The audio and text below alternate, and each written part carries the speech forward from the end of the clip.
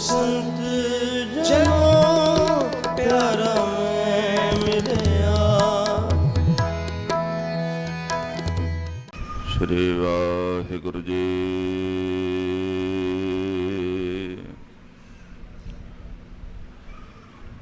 गुरु नानक पद पंकज बंदन पद पंकज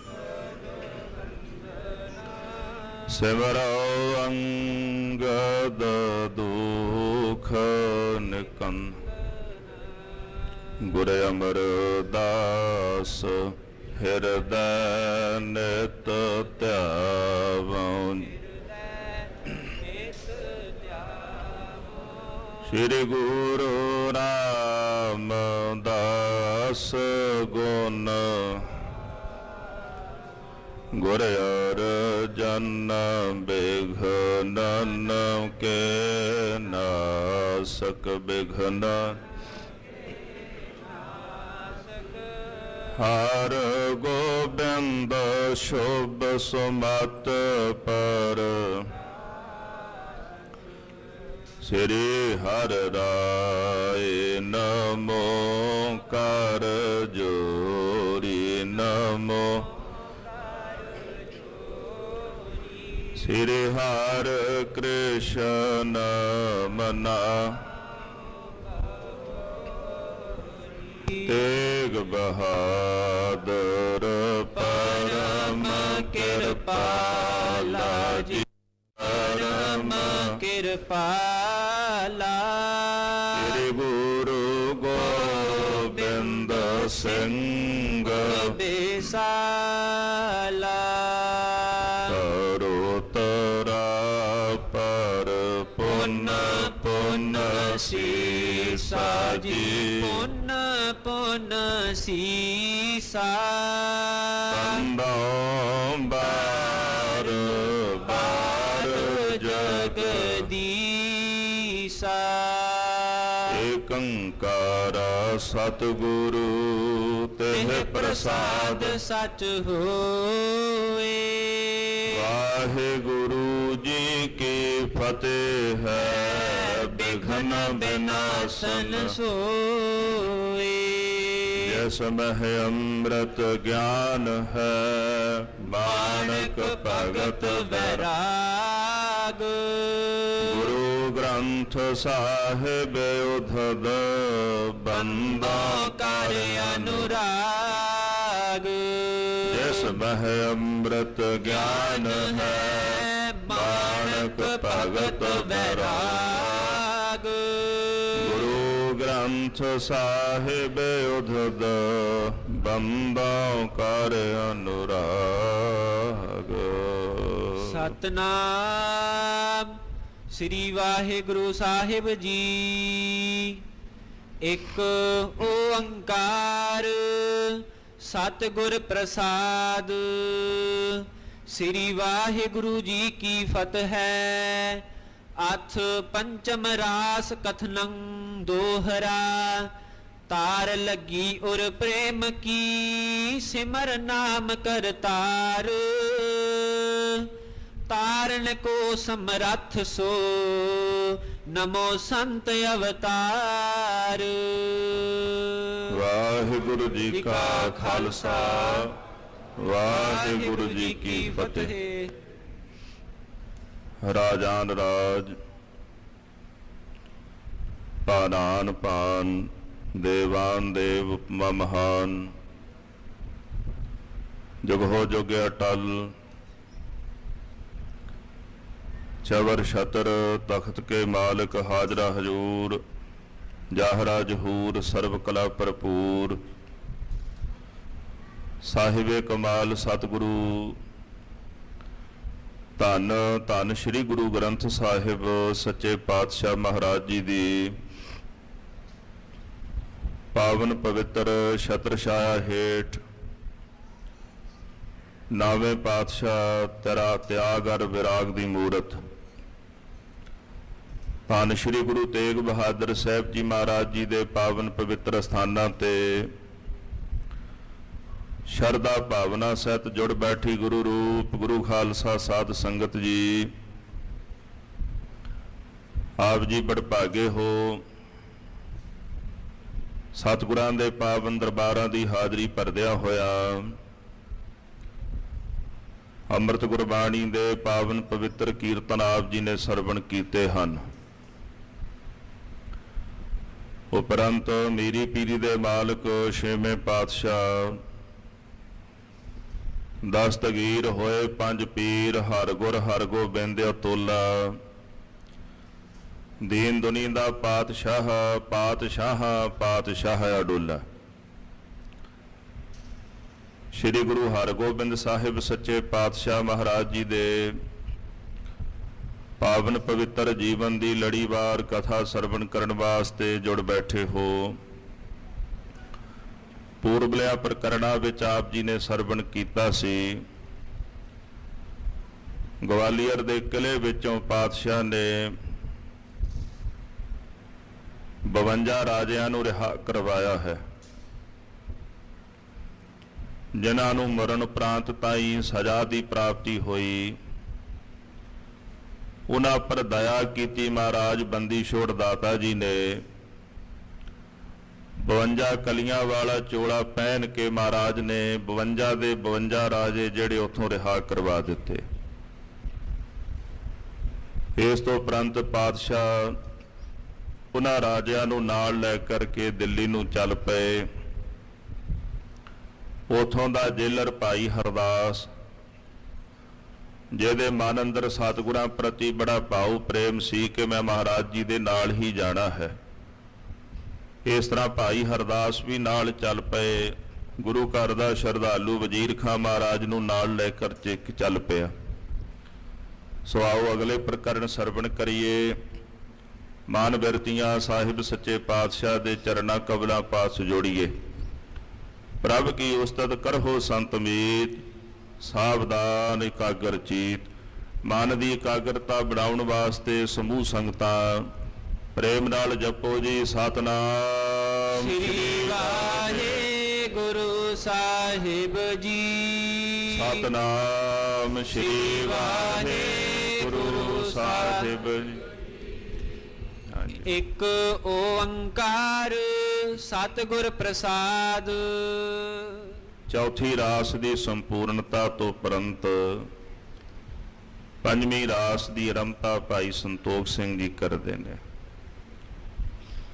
ਰਾਸ ਨੂੰ ਆਰੰਭਣ ਤੋਂ ਪਹਿਲਾਂ ਸਤਿਗੁਰੂ ਸੱਚੇ ਪਾਤਸ਼ਾਹ ਮਹਾਰਾਜ ਔਰ ਅਕਾਲ ਪੁਰਖ ਵਾਹਿਗੁਰੂ ਪਰਮੇਸ਼ਰ ਦਾ ਮੰਗਲ ਭਾਈ ਸਾਹਿਬ ਕਰਦੇ ਨੇ। ਇੱਕ ਓੰਕਾਰ, ਇੱਕ ਜੋ ਅਦਵੈਤ ਹੈ। ਓੰਕਾਰ ਜੋ ਮਾਇਆ ਦੇ ਬਲ ਸਹਿਤ ਪ੍ਰਮਾਤਮਾ ਹੈ, ਜੋ ਸਭਨਾਂ ਦਾ ਪ੍ਰਕਾਸ਼ਕ ਹੈ, ਉਹ ਪ੍ਰਭੂ ਇੱਕ ਹੈ। ਜਦੋਂ ਇੱਕ ਦੀ ਗੱਲ ਚੱਲਦੀ ਹੈ ਫਿਰ ਉਹ ਅਦਵੈਤ ਹੈ, ਉੱਥੇ ਉਹ ਕੇਵਲ ਇੱਕ ਹੀ ਰਹਿ ਜਾਂਦਾ। ਓੰਕਾਰ ਫਿਰ ਉਹ ਸਾਰੇ ਜਗਤ ਦਾ ਪਸਾਰਾ ਕਰਦਾ। ਗੁਰੂ ਕਲਗੀਧਰ ਜੀ ਕਹਿੰਦੇ ਅਨੇਕ ਹੈ ਫਿਰ ਏਕ ਹੈ। ਓੰਕਾਰ ਦੀ ਵਿਆਖਿਆ ਕਰੀਏ ਫਿਰ ਉਹ ਇੱਕ ਅਨੇਕ ਰੂਪ ਹੋ ਕਰਕੇ ਪਸਰਿਆ ਹੋਇਆ, ਪਰ ਅਨੇਕ ਹੋ ਕਰਕੇ ਵੀ ਉਹ ਇੱਕ ਹੈ, ਫਿਰ ਵੀ ਉਹ ਅਦਵੈਤ ਹੈ। ਅਨੇਕ ਹੋ ਕਰਕੇ ਫਿਰ ਏਕ ਹੈ, ਫਿਰ ਵੀ ਉਹ ਇੱਕ ਹੀ ਹੈ। ਇੱਕ ਹੀ ਅਨੇਕ ਰੂਪਾਂ ਵਿੱਚ ਪਸਰਿਆ ਹੋਇਆ। ਜਗਤ ਨੂੰ ਪਾਲਦਾ ਵੀ ਹੈ, ਪੈਦਾ ਵੀ ਕਰਦਾ ਤੇ ਸੰਘਾਰ ਵੀ ਉਹੀ ਕਰਦਾ ਹੈ। ਪਰ ਮਨੁੱਖ ਦੇ ਜੀਵਨ ਦਾ ਸਭ ਤੋਂ ਵੱਡਾ ਸਬਕ ਵੀ ਇਹੀ ਹੈ। ਇਹੀ ਆਖਰੀ ਸਬਕ ਸਮਝ ਲਈਏ ਜ਼ਿੰਦਗੀ ਦਾ, ਇਹੀ ਪਹਿਲਾ ਸਬਕ ਸਮਝ ਲਈਏ। ਇੱਕ ਛੋਟੀ ਜਿਹੀ ਵਿਥਿਆ ਹੈ। ਸਨ 1969 ਦੇ ਵਿੱਚ ਜਦੋਂ ਗੁਰੂ ਨਾਨਕ ਸਾਹਿਬ ਜੀ ਮਹਾਰਾਜ ਜੀ ਦੇ ਪਾਵਨ ਪ੍ਰਕਾਸ਼ ਪੁਰਬ ਦਾ 500 ਸਾਲਾ ਮਨਾਇਆ ਗਿਆ, ਭਾਸ਼ਾ ਵਿਭਾਗ ਨੇ ਇੱਕ ਲੇਖ ਛਾਪਿਆ ਸੀ ਕਰੀਬਨ 1 ਲੱਖ ਦੇ, 50,000 ਅੰਗਰੇਜ਼ੀ ਵਿੱਚ ਤੇ 50,000 ਪੰਜਾਬੀ ਵਿੱਚ। ਇਸ ਲੇਖ ਨੂੰ ਲਿਖਣ ਵਾਲਾ ਜਿਹੜਾ ਸੀ ਉਹ ਬਲਵੰਤ ਗਾਰਗੀ ਸੀ, ਜਿਹਦਾ ਧਰਮ ਦੇ ਨਾਲ ਕੋਈ ਵਾਸਤਾ ਨਹੀਂ ਸੀ, ਨਾ ਉਹ ਕਹਿੰਦਾ ਸੀ ਵੀ ਮੈਂ ਸਿੱਖ ਹਾਂ, ਨਾ ਉਹ ਕਹਿੰਦਾ ਸੀ ਵੀ ਮੈਂ ਸਿੱਖੀ ਬਾਰੇ ਕੁਝ ਜਾਣਦਾ। ਪਰ ਉਹਨੇ ਜਿਹੜੀ ਵਿਥਿਆ ਆਪਣੀ ਜੀਵਨ ਦੀ ਲਿਖੀ ਹੈ ਨਾ, ਉਹ ਬੜੀ ਬਾ ਕਮਾਲ ਦੀ ਹੈ। ਉਹ ਲਿਖਦੇ ਵੀ ਜਦੋਂ ਛੋਟੇ ਜਿਹੇ ਹੁੰਦੇ ਸਾਂ, ਅਸੀਂ 2 ਭਰਾ ਸੀ ਤੇ ਸਾਡੀ ਮਾਤਾ ਨੇ ਸਾਨੂੰ ਸਵਖਤੇ ਉਠਾਇਆ ਤੇ ਨਗਰ ਤੋਂ ਬਾਹਰ ਟਿੱਬੇ ਤੇ ਕੋਈ ਸਾਧੂ ਰਹਿੰਦਾ ਸੀ, ਉਹਦੇ ਕੋਲ ਲੈ ਗਏ। ਸਾਡੀ ਮਾਂ ਨੇ ਮੱਥਾ ਟੇਕਿਆ, ਅਸਾਂ ਵੀ ਟੇਕ ਦਿੱਤਾ ਤੇ ਮਾਤਾ ਕਹਿਣ ਲੱਗੀ, ਬਾਬਾ ਜੀ ਆ ਮੇਰੇ 2 ਪੁੱਤਰ ਨੇ, ਜਿਹਦੇ ਢਿੱਡ ਵਿੱਚ 4 ਅੱਖਰ ਪੈਣਗੇ ਨਾ, ਉਹਦੇ ਬਾਰੇ ਦੱਸ ਦਿਓ, ਕਿਉਂਕਿ ਦੋਵਾਂ ਨੂੰ ਪੜ੍ਹਾਉਣ ਦੀ ਤਾਂ ਤਾਕਤ ਮੇਰੇ ਵਿੱਚ ਕੋਈ ਨਹੀਂ। ਵੀ ਇੱਕ ਬਾਰੇ ਦੱਸ ਦਿਓ ਵੀ ਕਿਹਦੇ ਢਿੱਡ 'ਚ 4 ਅੱਖਰ ਪੈਣਗੇ। ਹੁਣ ਉਹ ਬਲਵੰਤ ਗਾਰਗੀ ਆਪ ਲਿਖਦਾ ਹੈ ਵੀ ਉਹ ਸਾਧ ਬੌਂਦਲਿਆ ਜਿਹਾ ਸੀ, ਉਹਨੇ ਵੇਖਿਆ ਵੀ ਨਹੀਂ, ਐ ਕਹਿੰਦੇ ਮੇਰੇ ਵੱਲ ਹੱਥ ਕਰ ਦਿੱਤਾ ਵੀ ਇਹਨੂੰ ਪੜ੍ਹਾ ਦਿਓ। ਕਹਿੰਦੇ ਜੇ ਮੇਰੇ ਭਰਾ ਵੱਲ ਹੱਥ ਕਰ ਦਿੰਦਾ ਤੇ ਮੈਂ ਬੁਢਲਾਡੇ ਦੀ ਮੰਡੀ ਵਿੱਚ ਆੜਤੀ ਹੁੰਦਾ, ਕਿਉਂਕਿ ਉਹਦਾ ਭਰਾ ਆੜਤੀ ਸੀ ਉੱਥੇ। ਪਰ ਮੇਰੇ ਵੱਲ ਹੱਥ ਕੀਤਾ, ਜਦੋਂ ਘਰ ਗਏ ਮੇਰੀ ਮਾਂ ਨੇ ਮੇਰੇ ਭਰਾ ਨੂੰ ਘਰ ਛੱਡਿਆ ਤੇ ਮੈਨੂੰ ਨਾਲ ਲੈ ਕੇ ਗੁਰਦੁਆਰਾ ਸਾਹਿਬ ਚਲੀ ਗਈ। ਜਿਹੜੀ ਪੜ੍ਹਾਈ ਸੀ ਉਹ ਗੁਰਦੁਆਰਾ ਸਾਹਿਬ ਹੁੰਦੀ ਸੀ, ਕਿਉਂਕਿ ਪਿੰਡ ਵਿੱਚ ਸਕੂਲ ਕੋਈ ਨਹੀਂ ਸੀ। ਤੇ 2-3 ਦਿਨ ਕਹਿੰਦਾ ਮੈਂ ਖੇਲਦਾ ਰਿਹਾ ਤੇ 2-3 ਦਿਨਾਂ ਬਾਅਦ ਮੈਂ ਬੱਚਿਆਂ ਨੂੰ ਪੁੱਛਿਆ ਵੀ ਇੱਥੇ ਪੜ੍ਹਾਉਂਦਾ ਕੌਣ ਹੈ, ਪੜ੍ਹਾਈ ਵੀ ਹੁੰਦੀ ਹੈ? ਉਹ ਬੱਚੇ ਕਹਿੰਦੇ ਵੀ ਇੱਥੇ ਤਾਂ ਪੜ੍ਹਾਈ ਇਦਾਂ ਦੀ ਹੁੰਦੀ ਹੈ, ਇਹ ਗੁਰਦੁਆਰਾ ਸਾਹਿਬ ਇੱਕ ਨਿਹੰਗ ਸਿੰਘ ਦਾ ਹੈ। ਉਹ ਬਾਬਾ ਜੀ ਕਦੇ ਕਦਾਏ ਆਉਂਦੇ ਨੇ, ਜ਼ਿਆਦਾਤਰ ਉਹ ਚੱਕਰਵਰਤੀ ਰਹਿੰਦੇ ਨੇ, ਜਦੋਂ ਆਉਂਦੇ ਨੇ ਤੇ ਪਾਠ ਪੜ੍ਹਾ ਦਿੰਦੇ ਨੇ, ਪਿਛਲਾ ਸੁਣ ਲੈਂਦੇ ਨੇ, ਅਗਲਾ ਪੜ੍ਹਾ ਜਾਂਦੇ ਨੇ। ਹੁਣ ਇਹ ਨਹੀਂ ਪਤਾ ਵੀ ਕਦੋਂ ਆਉਣਗੇ। ਕਹਿੰਦੇ ਇੱਕ ਦਿਨ ਆਵਾਜ਼ ਪੈ ਗਈ ਕੰਨਾਂ ਦੇ ਵਿੱਚ, ਬਾਬਾ ਜੀ ਆ ਗਏ, ਬਾਬਾ ਜੀ ਆ ਗਏ। ਸਾਰੇ ਬੱਚੇ ਕਤਾਰ ਬਣਾ ਕੇ ਖਲੋ ਗਏ। ਘੋੜੇ ਤੇ ਅਸਵਾਰ ਨੀਲਾ ਬਾਣਾ ਧਾਰਨ ਕੀਤਾ, ਹੱਥ ਦੇ ਵਿੱਚ ਨੇਜਾ ਬਰਛਾ ਪਕੜਿਆ ਹੋਇਆ ਤੇ ਨਿਹੰਗ ਸਿੰਘ ਆਣ ਪਹੁੰਚੇ। ਸਾਰਿਆਂ ਨੇ ਫਤਿਹ ਗਜਾਈ ਤੇ ਸਾਰਿਆਂ ਨੂੰ ਅਲੱਗ-ਅਲੱਗ ਕਰਕੇ ਪੁੱਛਿਆ ਤੇ ਬਲਵੰਤ ਗਾਰਗੀ ਕਹਿੰਦਾ ਵੀ ਮੈਂ ਵੀ ਉੱਥੇ ਖਲੋਤਾ ਸੀ। ਮੇਰੇ ਵੱਲ ਇਸ਼ਾਰਾ ਕਰਕੇ ਕਹਿਣ ਲੱਗੇ ਵੀ ਤੂੰ ਕਿਹਨਾਂ ਦਾ ਮੁੰਡਾ ਭਾਈ? ਉਹਦੇ ਬੋਲ ਨੇ ਉਹਨੇ ਆਖਿਆ ਜੀ ਵੀ ਮੈਂ ਬਾਣੀਏ ਪਰਿਵਾਰ ਵਿੱਚੋਂ ਆ। ਕਹਿੰਦੇ ਫਿਰ ਸੁਣਾ ਕੀ ਪੜ੍ਹਿਆ?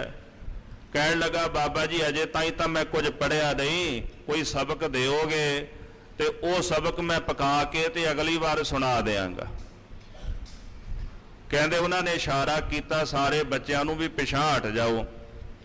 ਆਪਣੇ ਹੱਥ ਵਿੱਚ ਪਕੜੇ ਹੋਏ ਬਰਛੇ ਨਾਲ ਧਰਤੀ ਤੇ ਨਾ ਏਕਾ ਵਾਹ ਦਿੱਤਾ, ਜ਼ਮੀਨ ਉੱਪਰ ਏਕਾ ਵਾਹ ਕੇ ਤੇ ਨਾਲ ਕਹਿੰਦੇ ਫਿਰ ਖੁੱਲੇ ਮੂੰਹ ਵਾਲਾ ਊੜਾ ਲਿਖ ਦਿੱਤਾ, ਇੱਕ ਓੰਕਾਰ ਲਿਖ ਦਿੱਤਾ। ਆਖਣ ਲੱਗੇ ਬੋਲ ਏਕ ਓੰਕਾਰ। ਕਹਿੰਦੇ ਪਿੱਛੇ ਮੈਂ ਬੋਲਿਆ ਏਕ ਓੰਕਾਰ। ਕਹਿੰਦੇ ਫਿਰ ਮੱਥਾ ਟੇਕ ਇਹਨੂੰ। ਕਹਿੰਦੇ ਮੈਂ ਹੱਥ ਜੋੜ ਕੇ ਮੱਥਾ ਟੇਕਿਆ ਤੇ ਮੈਨੂੰ ਨਿਹੰਗ ਸਿੰਘ ਬਾਬਾ ਜੀ ਕਹਿੰਦੇ ਪੁੱਤਰ ਤੇਰੇ ਜੀਵਨ ਦਾ ਇਹ ਪਹਿਲਾ ਸਬਕ ਹੈ, ਇਹ ਘੁੱਟ ਕੇ ਪੱਲੇ ਬੰਨ ਲਈ, ਤੈਨੂੰ ਪਕਾ ਲਈ, ਇਹ ਤੇਰੇ ਜੀਵਨ ਦਾ ਪਹਿਲਾ ਸਬਕ ਹੈ। ਉਹਨੇ PhD ਕੀਤੀ, ਵਿਦਵਾਨ ਬਣਿਆ, ਪੜ੍ਹਿਆ ਲਿਖਿਆ ਸੀ। ਬਲਵੰਤ ਗਾਰਗੀ ਕਹਿੰਦਾ ਕਿ ਮੈਨੂੰ ਇੰਨੀ ਗੱਲ ਸਮਝ ਆਈ ਹੈ ਕਿ ਮੇਰੇ ਜੀਵਨ ਦੀ ਸਾਰੀ ਵਿਦਿਆ ਇਸ ਸਬਕ ਤੋਂ ਸ਼ੁਰੂ ਹੁੰਦੀ ਹੈ, ਇਸੇ ਸਬਕ ਤੇ ਮੁੱਕ ਜਾਂਦੀ। ਮੇਰੀ ਸਾਰੀ ਜਿਹੜੀ ਵਿਦਿਆ ਹੈ ਇਸ 2 ਸਬਕਾਂ ਦੇ ਵਿੱਚ ਹੈ। ਉਹ ਸਬਕ ਕਿਹੜਾ ਜੀ? ਇੱਕ ਓੰਕਾਰ। ਇੱਥੋਂ ਹੀ ਵਿਦਿਆ ਸ਼ੁਰੂ ਹੁੰਦੀ ਹੈ, ਕਿਉਂਕਿ ਇੱਕ ਓੰਕਾਰ ਤੋਂ ਪਹਿਲਾਂ ਕੁਝ ਨਹੀਂ। ਪਹਿਲਾਂ ਕੀ ਸਿੱਖਿਆ ਸੀ? ਇੱਕ ਓੰਕਾਰ। ਸਾਰੀ ਵਿਦਿਆ ਇੱਥੋਂ ਹੀ ਸ਼ੁਰੂ ਹੋਈ ਹੈ ਤੇ ਮੇਰੀ ਸਾਰੀ ਵਿਦਿਆ ਇੱਥੇ ਹੀ ਆ ਕੇ ਖਤਮ ਹੋ ਜਾਂਦੀ ਹੈ। ਪਰ ਇੱਕ ਸ਼ਬਦ ਲਿਖਦਾ ਹੈ, ਕਹਿੰਦਾ ਅੱਜ ਵੀ ਮੈਂ ਉਡੀਕਦਾ ਹਾਂ।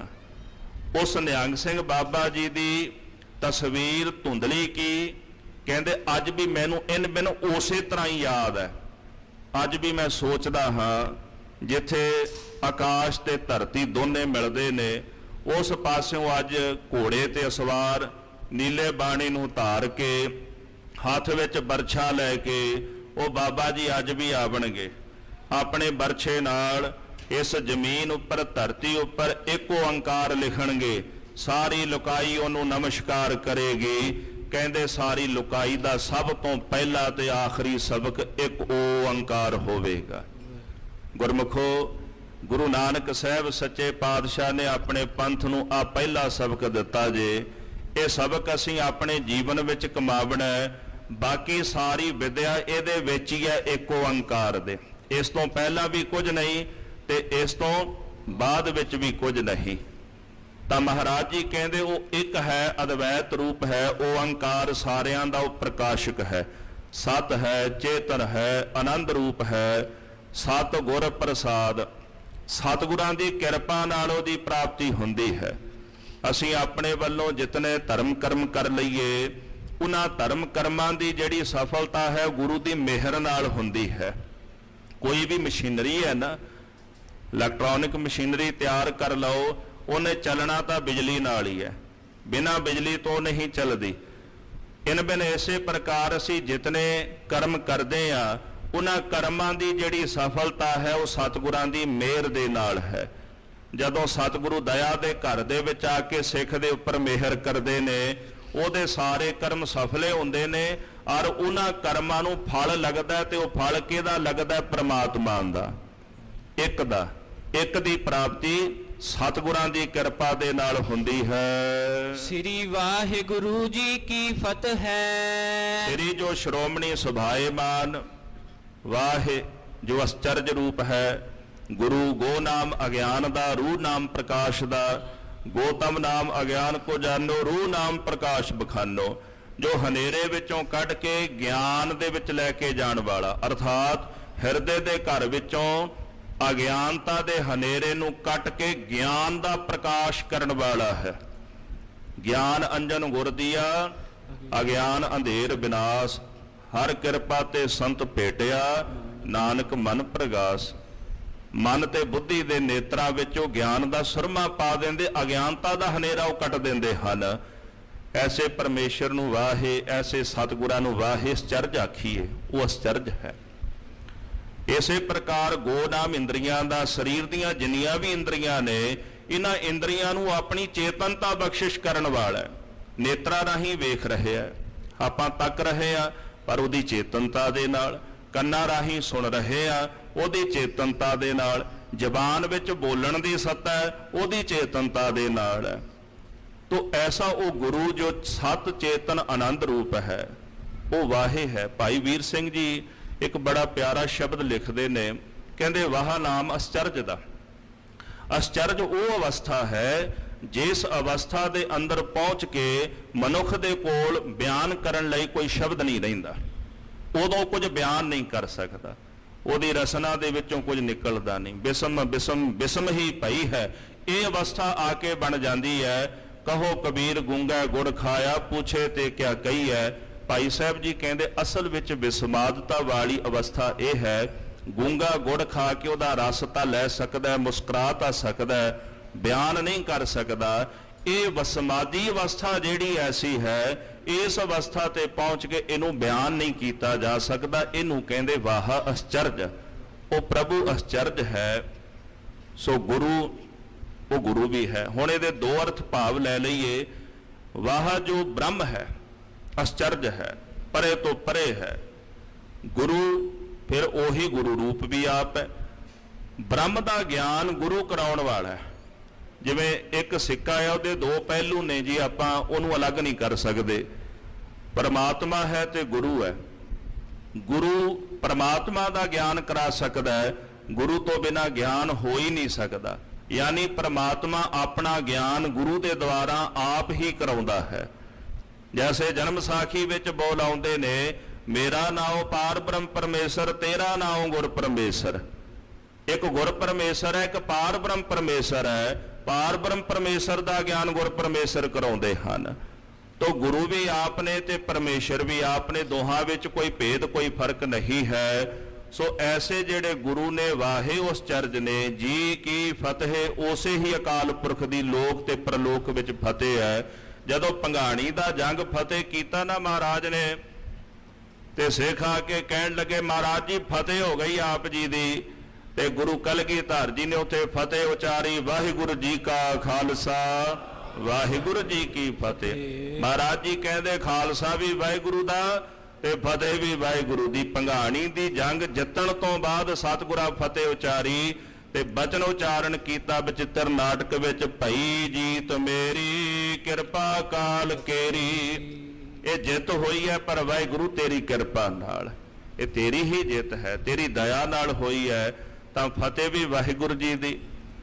ਹੁਣ ਦੂਸਰਾ ਭਾਵ ਹੈ ਜੀ ਕੀ ਫਤਿਹ। ਜੀ ਨਾਮ ਜੀਵ ਦਾ, ਜਿਹੜਾ ਜੀਵ ਆਪਣੀ ਰਸਨਾ ਨਾਲ ਵਾਹਿਗੁਰੂ ਵਾਹਿਗੁਰੂ ਵਾਹਿਗੁਰੂ ਗੁਰੂ ਦਾ ਮੰਤਰ ਜਪਦਾ ਹੈ, ਉਹਦੀ ਫਤਿਹ ਹੋ ਜਾਂਦੀ ਹੈ। ਮਨ ਤੇ ਵੀ ਫਤਿਹ ਹੋ ਜਾਂਦੀ ਹੈ, ਜੀਵਨ ਤੇ ਵੀ ਫਤਿਹ ਹੋ ਜਾਂਦੀ। ਦਰਗਾਹ ਵਿੱਚ ਵੀ ਉਹ ਆਪਣਾ ਜੀਵਨ ਜਿੱਤ ਕੇ ਆਪਣੇ ਜੀਵਨ ਨੂੰ ਫਤਿਹ ਕਰ ਲੈਂਦਾ ਹੈ। ਫਾਹੇ ਕਾਟੇ ਮਿਟਹਿ ਗਵਨ ਫਤਿਹ ਭਈ ਮਨ ਜੀਤ, ਨਾਨਕ ਗੁਰ ਤੇ ਥਿਤ ਪਾਈ ਫਿਰਨ ਮਿਟੇ ਨਿਤ ਨੀਤ। ਉਹਨਾਂ ਦੇ ਫਾਹੇ ਕੱਟੇ ਜਾਂਦੇ ਹਨ, ਸੰਸਾਰ ਵਿੱਚ ਆਵਣਾ ਜਾਵਣਾ ਮਿਟ ਜਾਂਦਾ, ਮਨ ਤੇ ਉਹ ਫਤਿਹ ਪ੍ਰਾਪਤ ਕਰ ਲੈਂਦੇ ਨੇ। ਸੋ ਜਿਹੜੇ ਰਸਨਾ ਨਾਲ ਵਾਹਿਗੁਰੂ ਵਾਹਿਗੁਰੂ ਜਪਦੇ ਨੇ ਉਹਨਾਂ ਜੀਵਾਂ ਦੀ ਫਤਿਹ ਹੋ ਜਾਂਦੀ। ਜਿਨ੍ਹਾਂ ਨੇ ਰਸਨਾ ਨਾਲ ਫਤਿਹ ਜਪੀ ਉਹਨਾਂ ਦੀ ਜਗ ਵਿੱਚ ਵੀ ਫਤਿਹ ਤੇ ਉਹਨਾਂ ਦੀ ਦਰਗਾਹ ਵਿੱਚ ਵੀ ਫਤਿਹ ਹੁੰਦੀ ਹੈ। ਅਥ ਪੰਚਮ ਰਾਸ ਕਥਨੰ। ਹੁਣ ਭਾਈ ਸੰਤੋਖ ਸਿੰਘ ਜੀ ਸ੍ਰੀ ਗੁਰਪ੍ਰਤਾਪ ਸੂਰਜ ਗ੍ਰੰਥ ਦੀ ਪੰਜਵੀਂ ਰਾਸ ਕਥਨ ਕਰਦੇ ਹਨ। ਦੋਹਰਾ ਤਾਰ ਲੱਗੀ ਉਰ ਪ੍ਰੇਮ ਕੀ, ਸਿਮਰ ਨਾਮ ਕਰਤਾਰ। ਜਿਨ੍ਹਾਂ ਦੇ ਹਿਰਦੇ ਵਿੱਚ ਪ੍ਰਭੂ ਦਾ ਪ੍ਰੇਮ ਹੈ, ਹਿਰਦਾ ਪ੍ਰਭੂ ਦੇ ਪ੍ਰੇਮ ਨਾਲ ਭਰਿਆ ਹੋਇਆ, ਉਸੇ ਪ੍ਰੇਮ ਕਰਕੇ ਇੱਕ ਰਸ ਪਰਮੇਸ਼ਰ ਵਿੱਚ ਸੁਰਤ ਜੁੜੀ ਹੋਈ ਹੈ ਤੇ ਅੱਠੇ ਪੈਰ ਉਹ ਕਰਤਾਰ ਦੇ ਨਾਮ ਨੂੰ ਜਪਦੇ ਰਹਿੰਦੇ, ਉਹਦੇ ਨਾਮ ਦਾ ਸਿਮਰਨ ਕਰਦੇ ਰਹਿੰਦੇ। ਦਮ ਦਮ ਸਦਾ ਸੰਭਾਲਦਾ, ਦਮ ਨਾ ਬਿਰਥਾ ਜਾਏ। ਹਰ ਇੱਕ ਸਵਾਸ ਸਵਾਸ ਪਰਮੇਸ਼ਰ ਦੇ ਨਾਮ ਦੀ ਸੰਭਾਲਣਾ ਕਰਦੇ ਹਨ। ਤਾਰਨ ਕੋ ਸਮਰੱਥ ਸੋ ਨਮੋ ਸੰਤ ਅਵਤਾਰ। ਐਸੇ ਜਿਹੜੇ ਸੰਤ ਜਨ ਜਿਨ੍ਹਾਂ ਨੂੰ ਨਿਤ ਅਵਤਾਰ ਕਿਹਾ ਜਾਂਦਾ। ਭਾਈ ਕਾਨ ਸਿੰਘ ਨਾਭਾ ਲਿਖਦੇ ਵੀ ਨਿਤ ਉਹ ਹੈ ਜਿਹੜਾ ਕਦੇ ਨਸ਼ਟ ਨਾ ਹੋਵੇ, ਜਿਹੜਾ ਸਦੀਵ ਰਹਿਣ ਵਾਲਾ ਹੋਵੇ। ਜਿਨ੍ਹਾਂ ਨੂੰ ਗੁਰੂ ਤੇਗ ਬਹਾਦਰ ਸਾਹਿਬ ਜੀ ਕਹਿੰਦੇ ਨਾਮ ਰਹਿਓ ਸਾਧੂ ਰਹਿਓ, ਰਹਿਓ ਗੁਰ ਗੋਬਿੰਦ, ਕਹੋ ਨਾਨਕ ਇਹ ਜਗਤ ਮੈਂ ਕਿਨ ਜਪਿਓ ਗੁਰਮੰਤ। ਸਾਧੂ ਵੀ ਸਦਾ ਲਈ ਰਹਿਣ ਵਾਲਾ ਹੈ, ਉਹ ਕਦੇ ਮਿਟਦਾ ਨਹੀਂ। ਸਰੀਰਾਂ ਦਾ ਕੀ ਹੈ, ਸਰੀਰ ਜਨਮਦੇ ਤੇ ਮਰਦੇ ਰਹਿੰਦੇ ਨੇ, ਬਣਦੇ ਤੇ ਮਿਟਦੇ ਰਹਿੰਦੇ ਨੇ। ਸਾਧੂ ਨਾਮ ਜਪਣੇ ਕਰਕੇ ਸਦਾ ਅਟਲ ਹੋ ਜਾਂਦਾ ਹੈ। ਐਸੇ ਸੰਤ ਜਨ ਨਿਤ ਅਵਤਾਰ ਹੁੰਦੇ ਨੇ ਤੇ ਉਹਨਾਂ ਵਿੱਚ ਵੀ ਜਗ ਦੇ ਜੀਵਾਂ ਨੂੰ ਤਾਰਨ ਦੀ ਸਮਰੱਥਾ ਹੁੰਦੀ ਹੈ। ਜੀਵਾਂ ਨੂੰ ਨਾਮ ਜਪਾ ਕੇ ਉਹ ਭਵ ਸਾਗਰ ਤੋਂ ਤਾਰ ਦਿੰਦੇ ਹਨ। ਕਿਉਂਕਿ ਸਾਧ ਕੈ ਸੰਗ ਲੱਗੈ ਪ੍ਰਭ ਮੀਠਾ। ਇਹਨਾਂ ਸਾਧੂਆਂ ਦੀ ਸੰਗਤ ਵਿੱਚ ਬੈਠੀਏ ਤੇ ਪ੍ਰਭੂ ਚੰਗਾ ਲੱਗਦਾ, ਉਹਨਾਂ ਦਾ ਆਪਣਾ ਹਿਰਦਾ ਪ੍ਰੇਮ ਨਾਲ ਭਰਿਆ ਤੇ ਜਿਹੜੇ ਉਹਨਾਂ ਦੀ ਸੰਗਤ ਵਿੱਚ ਬਹਿੰਦੇ ਨੇ ਉਹਨਾਂ ਦੇ ਅੰਦਰ ਵੀ ਉਹ ਨਾਮ ਦਾ ਮਿੱਠਾ ਲਾ ਦਿੰਦੇ ਨੇ, ਹਿਰਦੇ ਵਿੱਚ ਭਗਤੀ ਦੀ ਚਾਹਨਾ ਪੈਦਾ ਕਰ ਦਿੰਦੇ ਨੇ। ਇਸ ਤਰ੍ਹਾਂ ਉਹ ਸੰਤ ਜਨ ਜੀਵਾਂ ਨੂੰ ਭਵ ਸਾਗਰ ਤੋਂ ਤਾਰਨ ਦੇ ਸਮਰੱਥ ਨੇ। ਤੇ ਕਵੀ ਸੰਤੋਖ ਸਿੰਘ ਜੀ ਕਹਿੰਦੇ ਅਜਿਹੇ ਸੰਤ ਅਵਤਾਰੀ ਪੁਰਖਾਂ ਨੂੰ ਮੈਂ ਨਮਸਕਾਰ ਕਰਦਾ ਹਾਂ।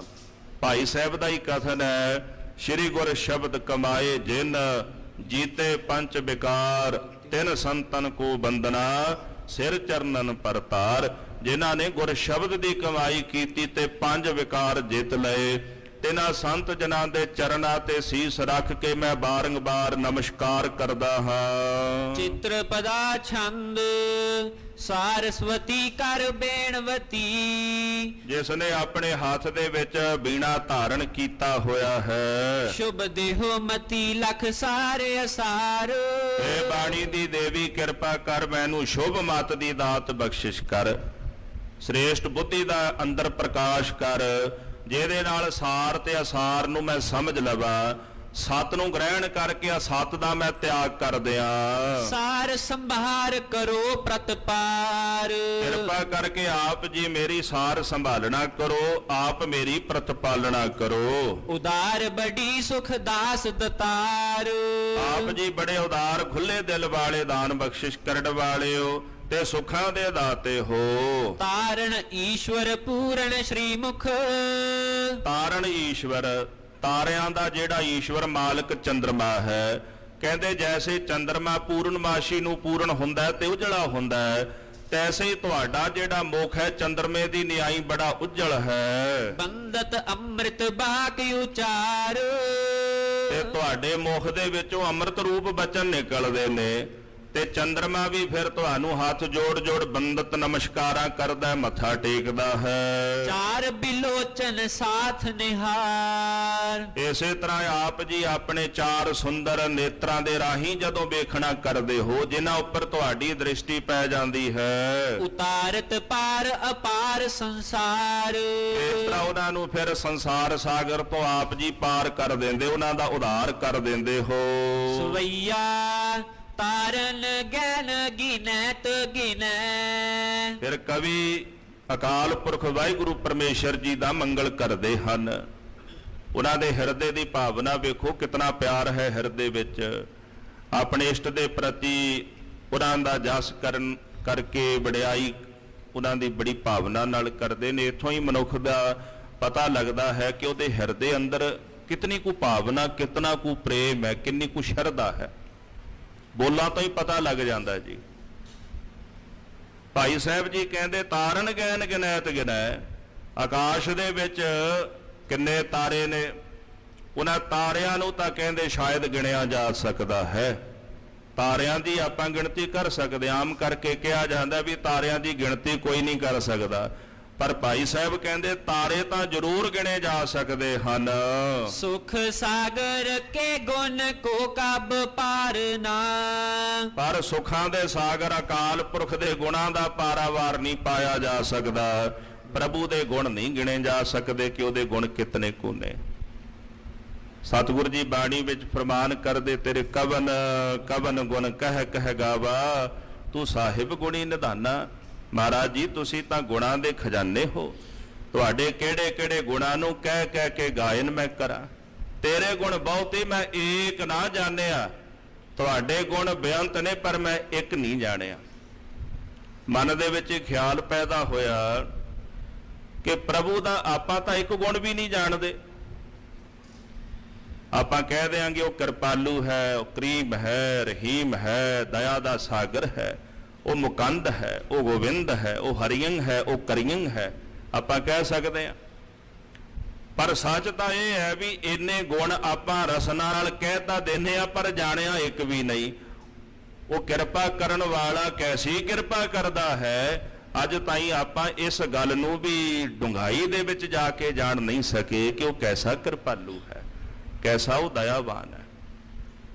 ਭਾਈ ਸਾਹਿਬ ਭਾਈ ਗੁਰਦਾਸ ਸਾਹਿਬ ਜੀ ਨੇ ਤਾਂ ਕਹਿ ਦਿੱਤਾ, ਸ੍ਰੀ ਗੁਰਦਿਆਲ ਕੀ ਦਇਆ ਨਾਇਆਨ ਦੇਵ ਮੈਂ, ਜੋ ਖੰਡ ਬ੍ਰਹਮੰਡ ਉਦਇਆਸਤ ਲੋ ਧਾਈ ਹੈ।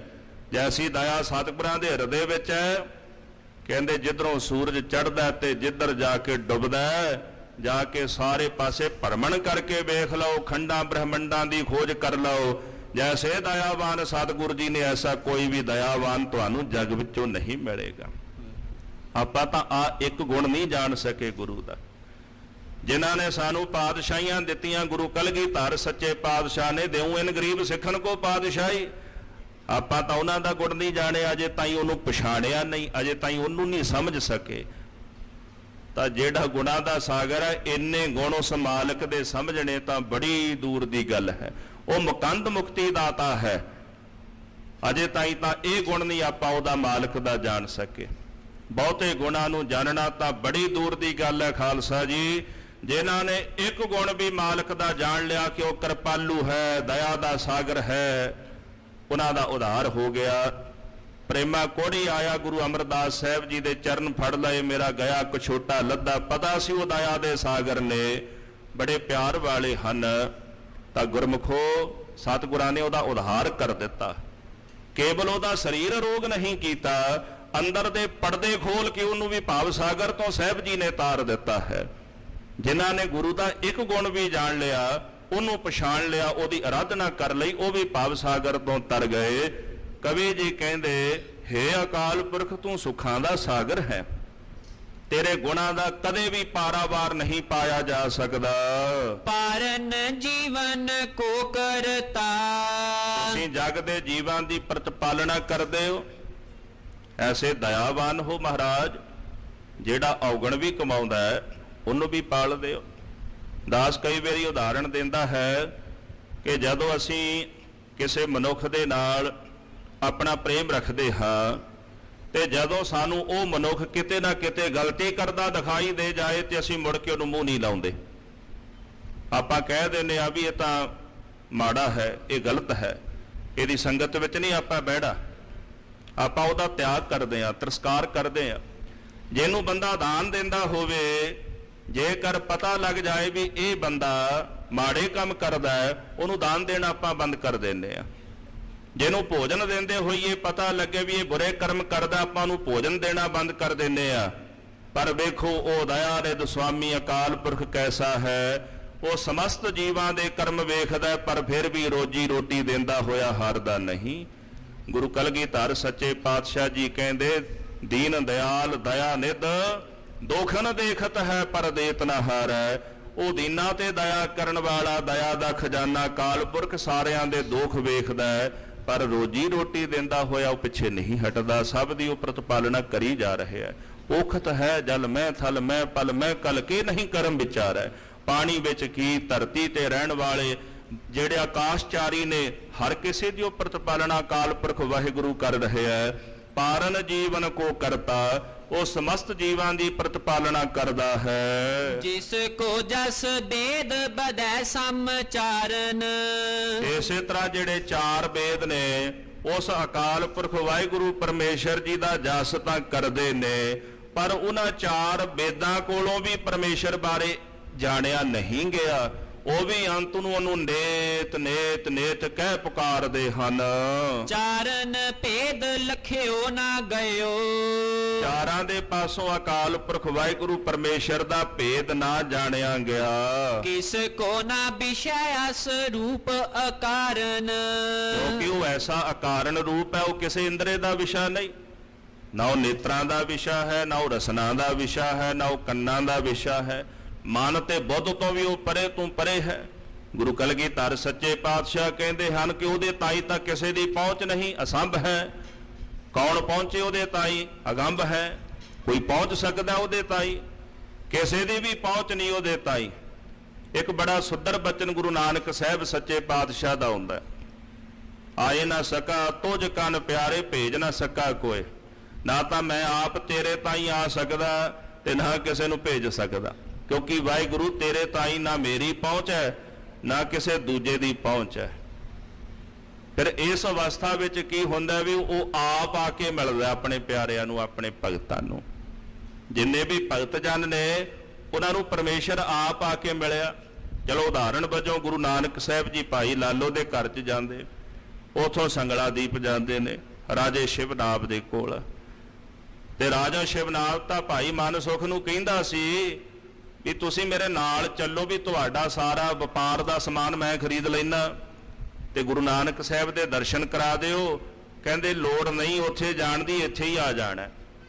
ਇਸ ਪੱਖ ਨੂੰ ਥੋੜਾ ਜਿਹਾ ਸਿਧਾਂਤਕ ਪੱਖ ਤੇ ਜੇ ਅੰਦਰੂਨੀ ਭਾਵ ਨਾਲ ਸਮਝ ਲਈਏ ਕਿ ਆਪਾਂ ਨਹੀਂ ਜਾ ਸਕਦੇ, ਨਾ ਕਿਸੇ ਨੂੰ ਭੇਜ ਸਕਦੇ ਆ, ਕਿਉਂਕਿ ਸਾਡੀ ਪਹੁੰਚ ਹੀ ਨਹੀਂ ਉਹਦੇ ਤਾਈਂ। ਉਹ ਆਪੇ ਹੀ ਚੱਲ ਕੇ ਆਉਂਦਾ ਹੈ। ਤੇ ਗੁਰੂ ਨਾਨਕ ਸਾਹਿਬ ਜੀ ਮਹਾਰਾਜ ਭਾਈ ਲਹਿਣਾ ਸਾਹਿਬ ਜੀ ਨੂੰ ਆਪੇ ਲੈਣ ਵਾਸਤੇ ਆਏ ਨੇ, ਆਪੇ ਆਏ ਸਾਨਾ ਲੈਣ ਵਾਸਤੇ। ਬੜਿਆਂ ਨੂੰ ਰਾਹ ਪੁੱਛਿਆ, ਅਖੀਰ ਗੁਰੂ ਨਾਨਕ ਸਾਹਿਬ ਜੀ ਆਪੇ ਪੁੱਜ ਗਏ। ਤੋ ਇਸ ਕਰਕੇ ਉਹ ਨਾ ਮਨ ਦਾ ਵਿਸ਼ਾ ਹੈ, ਨਾ ਉਹ ਬਾਣੀ ਦਾ ਵਿਸ਼ਾ ਹੈ, ਤਾਂ ਉਹ ਅਕਾਰਨ ਹੈ। ਤਾਂ ਵੇਦਾਂ ਪਾਸੋਂ ਇਸ ਕਰਕੇ ਉਹਦਾ ਭੇਦ ਨਹੀਂ ਪਾਇਆ ਜਾ ਸਕਿਆ, ਕਿਉਂਕਿ ਉਹ ਮਨ ਬਾਣੀ ਆਦਿਕ ਦਾ ਵਿਸ਼ਾ ਨਹੀਂ ਹੈ। ਕਾਰਨ ਜੋ ਬ੍ਰਹਮੰਡ ਅਖੰਡ। ਜਿਤਨੇ ਵੀ ਉਹ ਬ੍ਰਹਮੰਡ ਨੇ ਇਹਨਾਂ ਦਾ ਉਹ ਕਾਰਨ ਹੈ। ਪਰਮਾਤਮਾ ਦਾ, ਬ੍ਰਹਮ ਦਾ ਕੋਈ ਕਾਰਨ ਨਹੀਂ। ਬ੍ਰਹਮ ਦਾ ਕੋਈ ਕਾਰਨ ਹੈ ਹੀ ਨਹੀਂ। ਕਿੱਦਾਂ ਉਪਜਿਆ ਹੈ, ਕਿੱਦਾਂ ਪੈਦਾ ਹੋਇਆ ਹੈ, ਕਿਹਨੇ ਬਣਾਇਆ ਹੈ, ਕਿਸ ਤਰ੍ਹਾਂ ਦਾ ਉਹਦਾ ਸਰੂਪ ਹੈ, ਉਹਦਾ ਤਾਂ ਕੋਈ ਕਾਰਨ ਹੀ ਨਹੀਂ। ਜਿਹਦਾ ਕੋਈ ਕਾਰਨ ਨਹੀਂ ਤੇ ਫਿਰ ਸੁਭਾਵਕ ਹੈ ਵੀ ਉਹ ਵਸਤੂ ਕੈਸੇ ਹੋ ਸਕਦੀ ਹੈ। ਪਰ ਉਹ ਹੈ, ਕਾਰਨ ਤਾਂ ਕੋਈ ਨਹੀਂ ਹੈ, ਤਾਂ ਅਕਾਰਨ ਪਰ ਹੈ। ਪਰ ਸਤਿਗੁਰੂ ਕਹਿੰਦੇ ਨੇ ਕਿ ਜਿਤਨਾ ਵੀ ਬ੍ਰਹਮੰਡ ਆ ਉਹ ਸਾਰੇ ਬ੍ਰਹਮੰਡ ਦਾ ਫਿਰ ਕਾਰਨ ਹੈ। ਜਿਤਨੇ ਵੀ ਬ੍ਰਹਮੰਡ ਦੀ ਉਤਪਤੀ ਉਸੇ ਨੇ ਕੀਤੀ ਹੈ, ਪਰ ਉਹ ਆਪ ਅਖੰਡ ਹੈ। ਖੰਡ ਖੰਡ ਨਹੀਂ ਕਦੇ ਹੁੰਦਾ। ਹਸਤੀ ਕੀਟੀ ਤ੍ਰਿੜਲੋ ਆਦੰ ਏਕ ਅਖੰਡਤ ਬਸੈ ਅਨਾਦੰ। ਹਾਥੀ ਤੋਂ ਲੈ ਕੇ ਕੀੜੀ ਤਾਈ, ਉਹ ਸਾਰਿਆਂ ਵਿੱਚ ਅਖੰਡ ਵਾਹਿਗੁਰੂ ਇੱਕ ਰਸ ਵਰਤ ਰਿਹਾ, ਇੱਕ ਰਸ। ਹੁਣ ਜਿਹੜੀ ਜੀਵ ਆਤਮਾ ਸਾਡੇ ਅੰਦਰ ਹੈ ਤਾਂ ਸੁਭਾਵਿਕ ਹੈ ਵੀ ਜਿਹੜੇ ਦੂਜੇ ਜੀਵ ਨੇ, ਕੀ ਆਪਾਂ ਉਹਨਾਂ ਦੇ ਵਿੱਚ ਕਲਪਦੇ ਹਾਂ ਵੀ ਜੀਵ ਆਤਮਾ ਉਹਨਾਂ ਵਿੱਚ ਵੀ ਸਾਡੇ ਵਰਗੀ ਹੋਵੇਗੀ? ਮੱਛਰ ਦਾ ਕਿੰਨਾ ਕੁ ਆਕਾਰ ਹੈ, ਅਨੁਭਵ ਕਰੀਏ। ਅਸੀਂ ਕਲਪਾਂਗੇ ਵੀ ਮੱਛਰ ਦੇ ਅੰਦਰ ਜੀਵ ਆਤਮਾ ਸਾਡੇ ਜਿਹੀ ਹੋਵੇਗੀ? ਆਪਾਂ ਨਹੀਂ ਕਲਪ ਸਕਦੇ। ਆਪਾਂ ਸੋਚਾਂਗੇ ਇਹ ਤਾਂ ਛੋਟਾ ਜਿਹਾ ਜੀਵ ਮੱਛਰ ਹੈ, ਛੋਟਾ ਜਿਹਾ ਪ੍ਰਾਣੀ ਹੈ, ਕੋਈ ਜਾਨਵਰ ਹੈ, ਦਰਖਤ ਨੇ। ਪਰ ਸੱਚ ਤਾਂ ਇਹ ਹੈ ਵੀ ਉਹਦੀ ਚੇਤਨ ਸੱਤਾ ਸਾਰਿਆਂ ਵਿੱਚ ਸਮਰੂਪ ਹੈ। ਜੈਸੀ ਮਨੁੱਖ ਦੇ ਵਿੱਚ ਹੈ, ਤੈਸੀ ਬਨਸਪਤੀ ਵਿੱਚ ਹੈ, ਤੈਸੀ ਜਾਨਵਰਾਂ ਵਿੱਚ ਹੈ, ਤੈਸੀ ਉੱਡਣ ਵਾਲੇ ਪੰਛੀਆਂ ਆਦਿਕ ਦੇ ਵਿੱਚ ਹੈ। ਕੀੜੇ ਮਕੌੜੇ ਤ੍ਰਿਗਤ ਜੂਨਾ ਸਾਰਿਆਂ ਵਿੱਚ ਉਹ ਅਖੰਡ ਰੂਪ ਹੋ ਕਰਕੇ ਵਸ ਰਹੇ ਹੈ। ਹਸਤੀ ਕੀਟੀ ਤ੍ਰਿਣ ਲਓ ਆਦਿ, ਹਾਥੀ ਤੋਂ ਲੈ ਕੇ ਕੀੜੀ, ਕੀੜੀ ਤੋਂ ਲੈ ਕੇ ਤ੍ਰਿਣ ਤੀਲਿਆ ਤਾਈ, ਏਕ ਅਖੰਡਤ ਬਸੈ ਅਨਾਦਿ। ਇਹਨਾਂ ਸਾਰਿਆਂ ਵਿੱਚ ਇੱਕ ਅਖੰਡ ਅਕਾਲ ਪੁਰਖ ਵਾਹਿਗੁਰੂ ਇੱਕ ਰਸ ਵਿਆਪਕ ਹੈ। ਇਸ ਕਰਕੇ ਉਹ ਅਖੰਡ ਹੈ, ਕਦੇ ਟੋਟੇ ਟੋਟੇ ਨਾ ਹੋਣ ਵਾਲਾ, ਸਾਰਿਆਂ ਵਿੱਚ ਇੱਕ ਸਮਾਨ ਰੂਪ ਹੋ ਕਰਕੇ ਉਹ ਵਸ ਰਿਹਾ ਹੈ। ਨਿਰੰਤਰ ਆਪ ਰਮਿਓ ਤਮ ਤਾਰਨਾ, ਇਹ ਕਹਿੰਦੇ ਉਹ ਨਿਰੰਤਰ ਇੱਕ ਰਸ ਆਪ ਸਾਰਿਆਂ ਦੇ ਵਿੱਚ ਰਮਿਆ ਹੋਇਆ ਹੈ, ਨਾ ਘਟ ਹੈ ਨਾ ਕਿਤੇ ਵੱਧ ਹੈ। ਉਹਦੀ ਜੋਤ ਸਭਨਾ ਵਿੱਚ ਇੱਕ ਸਮਾਨ ਹੈ। ਸਤਿਗੁਰੂ ਜੀ ਕਹਿੰਦੇ ਨਾ, ਜਿਮੀ ਜਮਾਨ ਕੇ ਵਿਖੈ ਸਮਸਤ ਇੱਕ ਜੋਤ ਹੈ, ਨਾ ਘਾਟ ਹੈ ਨਾ ਬਾੜ ਹੈ, ਨਾ ਘਾਟ ਬਾੜ ਹੋਤ ਹੈ।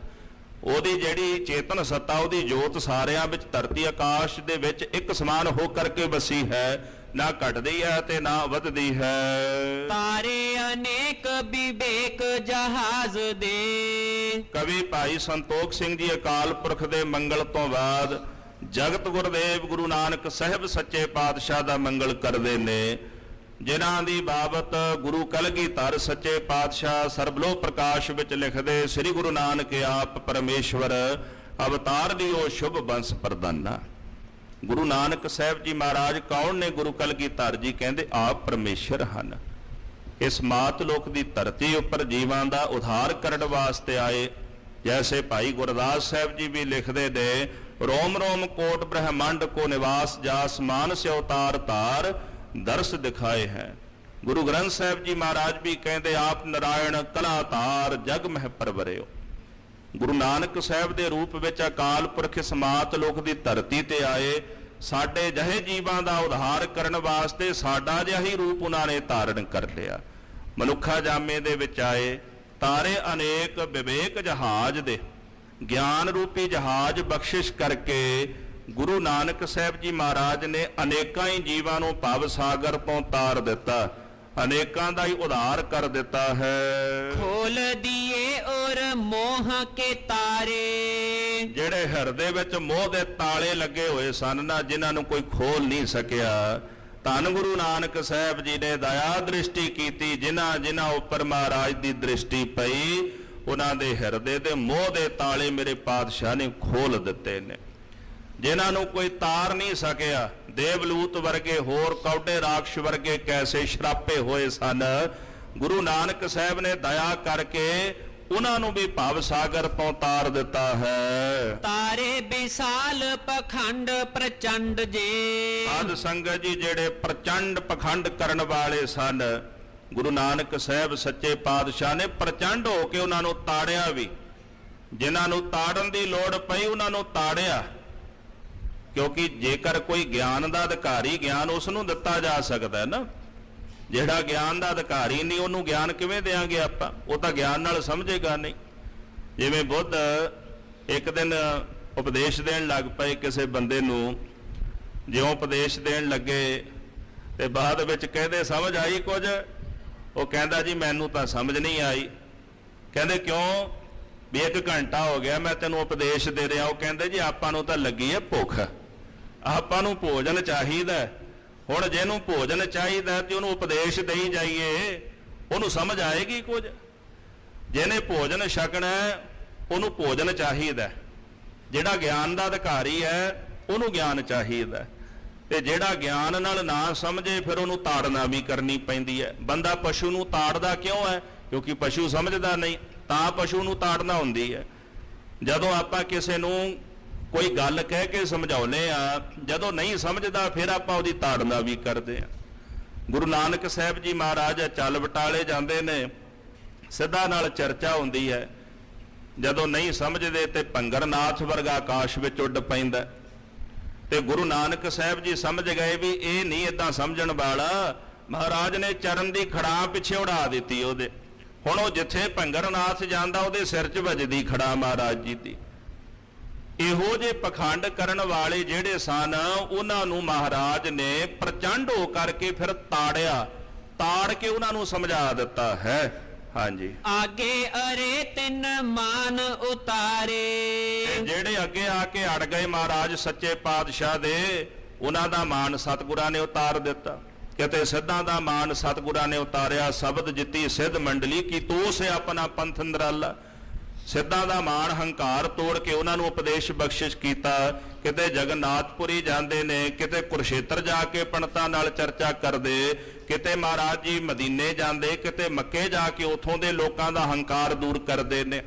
ਭਾਵੇਂ ਜੀਵਨ ਵਰਗਿਆਂ ਨੇ ਲੱਤ ਕੱਢ ਮਾਰੀ ਗੁਰੂ ਨਾਨਕ ਸਾਹਿਬ ਜੀ ਨੂੰ, ਪਰ ਉਹਨਾਂ ਦਾ ਮਾਣ ਮੇਰੇ ਪਾਤਸ਼ਾਹ ਨੇ ਤੋੜ ਦਿੱਤਾ ਕਿ ਜਿੱਧਰ ਰੱਬ ਦਾ ਘਰ ਨਹੀਂ ਉਧਰ ਮੇਰੇ ਪੈਰ ਕਰ ਦਿਓ। ਤੇ ਜਿੱਧਰ ਉਹ ਪੈਰ ਕਰਦਾ ਮਹਾਰਾਜ ਜੀ ਦੇ ਚਰਨ ਕਰਦਾ, ਉਧਰ ਮੱਕਾ ਘੁੰਮ ਜਾਂਦਾ ਹੈ।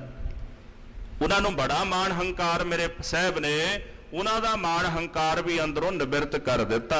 ਆਗੇ ਅਰੇ ਤਿੰਨ ਮਾਨ ਉਤਾਰੇ, ਜਿਹੜੇ ਅੱਗੇ ਅੜ ਗਏ ਉਹਨਾਂ ਦਾ ਮਾਨ ਸਾਹਿਬਾਂ ਨੇ ਉਤਾਰ ਦਿੱਤਾ। ਤਾਰੇ ਬੇਲੋਚਨ ਤੇ ਦਰਸੇ। ਸਤਿਗੁਰੂ ਸੱਚੇ ਪਾਤਸ਼ਾਹ ਮਹਾਰਾਜ ਜੀ ਦੇ ਨੇਤਰਾਂ ਦੀਆਂ ਜਿਹੜੀਆਂ ਧੀਰੀਆਂ ਨੇ, ਜਦੋਂ ਉਹਨਾਂ ਨਾਲ ਵੇਖਦੇ ਨੇ ਨਾ, ਕਿਰਪਾ ਕਟਾਕਸ਼ ਨਾਲ ਹੀ ਵੇਖਦੇ ਨੇ, ਤੇ ਸਤਿਗੁਰੂ ਸੱਚੇ ਪਾਤਸ਼ਾਹ ਮਹਾਰਾਜ ਜੀ ਇਸ ਤਰ੍ਹਾਂ ਵੇਖਣ ਮਾਤਰ ਹੀ ਉਹਨਾਂ ਦਾ ਪਾਰ ਉਤਾਰਾ ਕਰ ਦਿੰਦੇ ਹਨ। ਤੇ ਜਿਨ੍ਹਾਂ ਨੇ ਦਰਸ਼ਨ ਕੀਤੇ, ਜਿਨੀ ਦਰਸ਼ਨ ਪਾਇਆ, ਮਹਾਰਾਜ ਸੱਚੇ ਪਾਤਸ਼ਾਹ ਦੇ ਦੀਦਾਰ ਕਰਕੇ ਇਸ ਤਰ੍ਹਾਂ ਵਿਕਾਰਾਂ ਤੋਂ, ਭਵ ਸਾਗਰ ਤੋਂ ਉੱਭਰ ਗਏ ਹਨ। ਉਬਰੇ ਸੋਇਆ ਸੰਖ ਜਥਾ ਨਭ ਤਾਰੇ। ਕਵੀ ਭਾਈ ਸੰਤੋਖ ਸਿੰਘ ਜੀ ਕਹਿੰਦੇ ਅਣਗਿਣਤ ਜੀਵਾਂ ਦਾ ਮਹਾਰਾਜ ਨੇ ਭਵ ਸਾਗਰ ਤੋਂ ਪਾਰ ਉਤਾਰਾ ਕੀਤਾ ਹੈ। ਜੈਸੇ ਨਭ ਆਕਾਸ਼ ਵਿੱਚ ਤਾਰੇ ਨੇ, ਉਹਨਾਂ ਦੀ ਗਿਣਤੀ ਨਹੀਂ ਆਪਾਂ ਕਰ ਸਕਦੇ, ਤੈਸੇ ਬੇਅੰਤ ਜੀਵਾਂ ਦਾ ਉਧਾਰ ਮੇਰੇ ਸਾਹਿਬਾਂ ਨੇ ਕੀਤਾ ਹੈ। ਤਾਰੇ ਤਰੇ ਆਰ ਮਾਰੇ ਮਰੇ। ਜਿਨ੍ਹਾਂ ਨੂੰ ਸਤਿਗੁਰਾਂ ਨੇ ਤਾਰਿਆ ਉਹ ਤਰ ਗਏ, ਜਿਨ੍ਹਾਂ ਨੂੰ ਮਾਰਿਆ ਉਹ ਮਰ ਗਏ। ਜਿਹੜੇ ਸ਼ਰਨ ਪੈ ਗਏ ਉਹ ਤਰ ਗਏ, ਜਿਹੜੇ ਅੜ ਗਏ ਉਹ ਝੜ ਗਏ ਨੇ। ਜਿਨ੍ਹਾਂ ਨੂੰ ਗੁਰੂ ਮਾਰੇ ਉਹਨਾਂ ਨੂੰ ਕੋਈ ਨਹੀਂ ਰੱਖ ਸਕਦਾ, ਜਿਨ੍ਹਾਂ ਨੂੰ ਗੁਰੂ ਤਾਰੇ ਉਹਨਾਂ ਨੂੰ ਡੋਬ ਕੋਈ ਨਹੀਂ ਸਕਦਾ। ਤਾਂ ਕਵੀ ਜੀ ਕਹਿੰਦੇ ਤਾਰੇ ਤਰੇ ਅਰ ਮਾਰੇ ਮਰੇ। ਜਿਨ੍ਹਾਂ ਨੂੰ ਤਾਰਿਆ ਉਹ ਤਰ ਗਏ, ਜਿਨ੍ਹਾਂ ਨੂੰ ਮਾਰਿਆ ਉਹ ਮਰ ਗਏ ਹਨ। ਗੁਰ ਨਾਨਕ ਕੀ ਨ ਪਏ ਤਮ ਤਾਰੇ। ਧੰਨ ਗੁਰੂ ਨਾਨਕ ਸਾਹਿਬ ਸੱਚੇ ਪਾਤਸ਼ਾਹ ਮਹਾਰਾਜ ਨੇ ਜਿਨ੍ਹਾਂ ਨੂੰ ਵੱਡਾ ਕੀਤਾ ਉਹ ਵੱਡੇ ਹੋ ਗਏ, ਜਿਨ੍ਹਾਂ ਨੂੰ ਛੋਟਾ ਕੀਤਾ ਉਹ ਛੋਟੇ ਬਣ ਗਏ। ਕਿਸੇ ਨੂੰ ਭਿਖਾਰੀ ਬਣਾ ਦਿੱਤਾ ਰਾਜੇ ਤੋਂ, ਤੇ ਕਿਸੇ ਨੂੰ ਭਿਖਾਰੀ ਤੋਂ ਰਾਜਾ ਪਾਤਸ਼ਾਹ ਨੇ ਬਣਾ ਦਿੱਤਾ। ਜਿਵੇਂ ਨਗਰ ਤੋਂ ਬਾਹਰ ਸਤਿਗੁਰੂ ਜੀ ਬੈਠੇ ਨੇ, ਇੱਕ ਬੱਚਾ ਮਹਾਰਾਜ ਸੱਚੇ ਪਾਤਸ਼ਾਹ ਵਾਸਤੇ ਚਣੇ ਆਦਿਕ ਲੈ ਕੇ ਆਇਆ, ਸੇਵਾ ਕੀਤੀ। ਕਹਿੰਦਾ ਮਹਾਰਾਜ ਜੀ ਲੰਗਰ ਲੈ ਕੇ ਆਇਆ ਘਰੋਂ, ਆਪ ਜੀ ਇੱਥੇ ਬਿਰਾਜੋ, ਲੰਗਰ ਤੋਂ ਬਿਨਾਂ ਨਾ ਜਾਇਓ। ਤੇ ਸਾਹਿਬ ਕਹਿੰਦੇ ਨਾਨਕ ਸਿਫਤੀ ਰਜਿਆ ਆਓ ਬਹੁ ਸੁਲਤਾਨ। ਬਚਨ ਕਰਨ ਮਾਤਰ ਹੀ ਉਹਨੂੰ ਨਗਰ ਦਾ ਸੁਲਤਾਨ ਪਾਤਸ਼ਾਹ ਨੇ ਬਣਾ ਦਿੱਤਾ ਸੀ। ਜਿਨ੍ਹਾਂ ਨੂੰ ਮਹਾਰਾਜ ਨੇ ਸੁਲਤਾਨ ਬਣਾਇਆ ਉਹ ਸੁਲਤਾਨ ਬਣ ਗਏ। ਤੇ ਸਾਧ ਸੰਗਤ ਜਿਹੜੇ ਹੰਕਾਰ ਕਰਕੇ ਸਨਮੁਖ ਆਏ, ਵੇਖੋ ਮਲਕ ਭਾਗੋ ਵਰਗੇ ਉਹਨਾਂ ਦੀ ਪੱਤ ਵੀ ਫਿਰ ਉਤਰ ਗਈ ਹੈ। ਇਸ ਤਰ੍ਹਾਂ ਜਿਨ੍ਹਾਂ ਨੂੰ ਗੁਰੂ ਵੱਡਾ ਕਰੇ ਉਹ ਵੱਡੇ ਹੋ ਜਾਂਦੇ ਨੇ, ਜਿਨ੍ਹਾਂ ਨੂੰ ਛੋਟਾ ਕਰੇ ਉਹ ਛੋਟੇ ਹੋ ਜਾਂਦੇ ਹਨ। ਚੌਪਈ ਬੰਦ ਨਾ ਹੋਵਹਿ ਸ਼ਰਨ ਮੁਕੰਦ।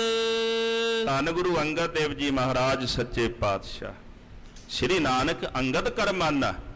ਗੁਰੂ ਕਲਗੀਧਰ ਸੱਚੇ ਪਾਤਸ਼ਾਹ ਕਹਿੰਦੇ ਅਸਾਂ ਤਾਂ ਗੁਰੂ ਨਾਨਕ ਸਾਹਿਬ ਜੀ ਨੂੰ ਗੁਰੂ ਅੰਗਦ ਦੇਵ ਜੀ ਦੇ ਰੂਪ ਕਰਕੇ ਵਿੱਚ ਗੁਰੂ ਅੰਗਦ ਦੇਵ ਸਾਹਿਬ ਦਾ ਰੂਪ ਮੰਨਿਆ, ਤੇ ਗੁਰੂ ਅੰਗਦ ਦੇਵ ਸਾਹਿਬ ਨੂੰ ਗੁਰੂ ਨਾਨਕ ਸਾਹਿਬ ਦਾ ਰੂਪ ਮੰਨਿਆ ਹੈ। ਦੋਨੇ ਇੱਕ ਰੂਪ ਹੀ ਨੇ। ਐਸੇ ਮੇਰੇ ਪਾਤਸ਼ਾਹ ਮੁਕੰਦ ਮੁਕਤੀ ਦਾਤੇ ਨੇ। ਜਦੋਂ ਉਹਨਾਂ ਦੀ ਸ਼ਰਨ ਦੇ ਵਿੱਚ ਆਈਏ ਤੇ ਕਿਸੇ ਤਰ੍ਹਾਂ ਦਾ ਫਿਰ ਬੰਧਨ ਨਹੀਂ ਰਹਿੰਦਾ।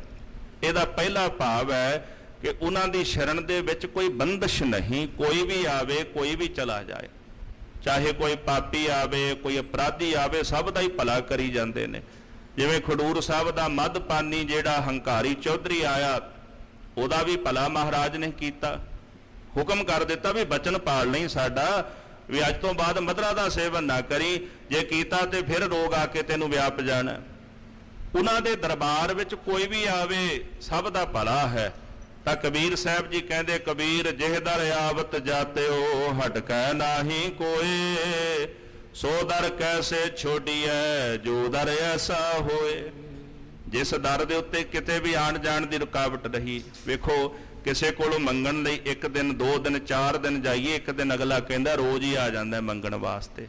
ਪਰ ਧੰਨ ਗੁਰੂ ਅੰਗਦ ਦੇਵ ਜੀ ਮਹਾਰਾਜ ਤੁਹਾਡੇ ਦਰਬਾਰ ਵਿੱਚ ਰੋਜ਼ ਮੰਗਣ ਵਾਸਤੇ ਆਈਏ ਨਾ, ਤੇ ਕਦੇ ਰੋਕਿਆ ਨਹੀਂ ਜਾਂਦਾ, ਟੋਕਿਆ ਨਹੀਂ ਜਾਂਦਾ, ਵੀ ਰੋਜ਼ ਹੀ ਆ ਜਾਂਦੇ ਹੋ ਮੰਗਣ ਵਾਸਤੇ। ਐਸੀ ਤੁਹਾਡੀ ਸ਼ਰਨ ਹੈ। ਹੁਣ ਦੂਜਾ ਭਾਵ, ਜਿਨ੍ਹਾਂ ਨੇ ਧੰਨ ਗੁਰੂ ਅੰਗਦ ਦੇਵ ਜੀ ਮਹਾਰਾਜ ਜੀ ਦੀ ਸ਼ਰਨ ਗ੍ਰਹਿਣ ਕਰ ਲਈ, ਐਸੇ ਮੁਕਤੀ ਦਾਤੇ ਨੇ, ਉਹਨਾਂ ਨੂੰ ਫਿਰ ਕਦੇ ਜਮ ਰੋਕਦੇ ਨਹੀਂ ਹਨ, ਉਹ ਮੁਕਤ ਹੋ ਜਾਂਦੇ ਹਨ। ਕੰਦ ਆਨੰਦ ਤ੍ਰਿਹਣ ਕੁਲ ਚੰਦ, ਤ੍ਰਿਹਣ ਕੁਲ ਦੇ ਚੰਦ ਚੰਦਰਮਾ, ਉਹਨਾਂ ਦੇ ਜਸ ਨੂੰ ਉਜਲਾ ਕਰਨ ਵਾਲੇ, ਜਿਨ੍ਹਾਂ ਨੂੰ ਕੋਈ ਨਹੀਂ ਸੀ ਜਾਣਦਾ, ਧੰਨ ਗੁਰੂ ਅੰਗਦ ਦੇਵ ਜੀ ਮਹਾਰਾਜ ਚੰਦਰਮਾ ਰੂਪ ਹੋ ਕਰਕੇ ਤ੍ਰਿਹਣ ਕੁਲ ਵਿੱਚ ਪ੍ਰਗਟ ਹੋਏ ਤੇ ਉਹਨਾਂ ਦਾ ਜਸ ਮਾਣ ਵੀ ਵਧਾ ਦਿੱਤਾ ਮੇਰੇ ਪਾਤਸ਼ਾਹ ਨੇ। ਤਾਂ ਐਸੇ ਪਾਤਸ਼ਾਹ ਜੀ ਆਨੰਦ ਦਾ ਮੂਲ ਹਨ। ਸਰਬ ਆਨੰਦ ਉਹਨਾਂ ਦੇ ਚਰਨਾਂ ਦੇ ਵਿੱਚੋਂ ਪ੍ਰਾਪਤ ਹੁੰਦਾ।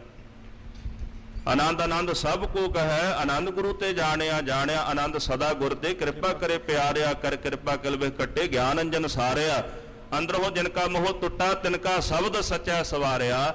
ਆਨੰਦ ਦੀ ਗੱਲ ਤਾਂ ਹਰ ਕੋਈ ਕਰਦਾ, ਕਿਸੇ ਨੂੰ ਭੋਜਨ ਛਕ ਕੇ ਆ ਜਾਂਦਾ ਹੈ, ਕਿਸੇ ਨੂੰ ਚੰਗੇ ਕੱਪੜੇ ਪਾ ਕੇ ਆ ਜਾਂਦਾ ਹੈ, ਕਿਸੇ ਨੂੰ ਚੰਗੇ ਮਹਿਲ ਵਿੱਚ ਰਹਿ ਕੇ ਆਨੰਦ ਆ ਜਾਂਦਾ ਹੈ। ਮਹਾਰਾਜ ਜੀ ਕਹਿੰਦੇ ਆਨੰਦ ਦੀ ਗੱਲ ਹਰ ਕੋਈ ਕਰਦਾ, ਪਰ ਆਨੰਦ ਹੈ ਕਿ ਇਹ ਆਨੰਦ ਅਸੀਂ ਆਪਣੇ ਪਾਤਸ਼ਾਹ ਗੁਰੂ ਅੰਗਦ ਦੇਵ ਸਾਹਿਬ ਜੀ ਦੇ ਕੋਲੋਂ ਜਾਣਿਆ ਹੈ। ਗੁਰੂ ਅਮਰਦਾਸ ਸਾਹਿਬ ਜੀ ਕਹਿੰਦੇ ਆਨੰਦ ਆਨੰਦ ਸਭ ਕੋ ਕਹੈ, ਆਨੰਦ ਗੁਰੂ ਤੇ ਜਾਣਿਆ। ਇਹ ਆਨੰਦ ਮੈਂ ਗੁਰੂ ਅੰਗਦ ਦੇਵ ਸਾਹਿਬ ਜੀ ਤੋਂ ਜਾਣਿਆ ਵੀ ਆਨੰਦ ਕੀ ਹੁੰਦਾ ਹੈ। 12 ਸਾਲ ਗਾਗਰ ਢੋਈ, ਆਨੰਦ ਵਿੱਚ ਹੀ ਢੋਈ। 12 ਸਾਲ ਸੇਵਾ ਕੀਤੀ ਮਹਾਰਾਜ ਸੱਚੇ ਪਾਤਸ਼ਾਹ ਨੇ। हे ਪਾਤਸ਼ਾਹ ਐਸੀ ਆਪ ਜੀ ਆਨੰਦ ਦੇ ਮੂਲ ਹੋ। ਚੰਦਨ ਚਰਚਿਤ ਸੋ ਜਸ ਅਮੰਦ, ਆਪ ਜੀ ਦਾ ਜਿਹੜਾ ਸ੍ਰੇਸ਼ਟ ਜਸ ਹੈ, ਅਮੰਦ ਨਾ ਘਟਣੇ ਵਾਲਾ ਹੈ, ਸਦਾ ਇੱਕ ਰਸ ਰਹਿਣ ਵਾਲਾ ਹੈ। ਤਾਂ ਕਹਿੰਦੇ ਜਿਵੇਂ ਚੰਦਨ ਦਾ ਛਿੜਕਾਓ ਕੀਤਾ ਹੁੰਦਾ ਨਾ, ਉਹਦੀ ਸੁਗੰਧੀ ਆਉਂਦੀ ਹੈ, ਇਸੇ ਪ੍ਰਕਾਰ ਸਾਰੇ ਸੰਸਾਰ ਦੇ ਵਿੱਚੋਂ ਤੁਹਾਡੇ ਜਸ ਦੀ ਸੁਗੰਧੀ ਆ ਰਹੀ ਹੈ। ਤੇ ਦੂਸਰਾ ਇਹਦਾ ਭਾਵ ਹੈ ਕਿ ਜਿਨ੍ਹਾਂ ਨੇ ਆਪਣੀ ਰਸਨਾ ਨਾਲ ਪਾਤਸ਼ਾਹ ਤੁਹਾਡਾ ਜਸ ਕੀਤਾ, ਉਹਨਾਂ ਦੇ ਹਿਰਦੇ ਵਿੱਚੋਂ ਵੀ ਭਗਤੀ ਦੀ ਚੰਦਨ ਦੀ ਸੁਗੰਧੀ ਆਉਣ ਲੱਗ ਪੈਂਦੀ ਹੈ।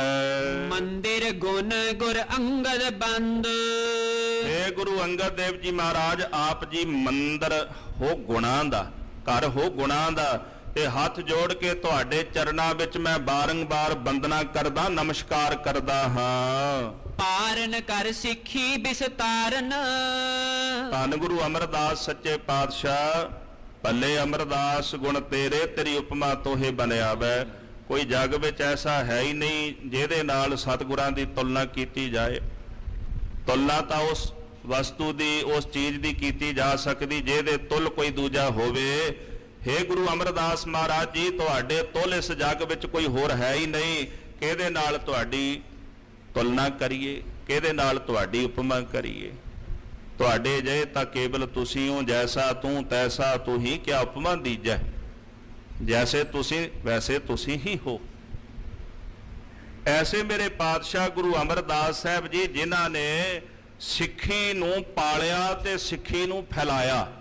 ਗੁਰੂ ਅਮਰਦਾਸ ਮਹਾਰਾਜ ਨੇ 22 ਮੰਜੀਆਂ ਮਹਾਰਾਜ ਸੱਚੇ ਪਾਤਸ਼ਾਹ ਨੇ ਥਾਪੀਆਂ ਤੇ ਸਿੱਖੀ ਦਾ ਪ੍ਰਚਾਰ ਕਰਨ ਵਾਸਤੇ।